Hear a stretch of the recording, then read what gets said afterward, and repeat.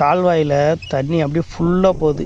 தண்ணியை பார்த்தாலே அப்படியே தண்ணியிலே ஒரு ஒன் ஹவர் குளிச்சுட்டு அப்படியே தண்ணியிலே இருக்கலாம் போல இருக்குது. அந்த அளவுக்கு தண்ணி சில்லு நல்லா இருக்குது கிளைமேட்டுக்கு. தண்ணி நல்லா ஃபுல்லாக போகுது கால்வாயில். சென்ட்ரல் நின்று அடிச்சுட்டு போயிடும் ஆளை கண்டிப்பாக. ஓரமாக நின்று மட்டும்தான் குளிக்க முடியும்.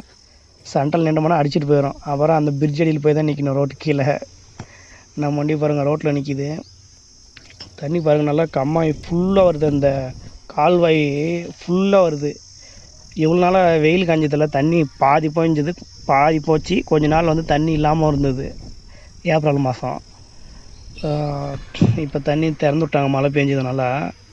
நல்லா தண்ணி சும்மா தெளிவாக போகுது. அப்படியே சும்மா தெளிஞ்சு நல்லா தெளிவாக இருக்குது தண்ணி அழுக்கு இல்லாமல். இது வந்து ஹைட்ராபாத்துக்கு போகிற வழி.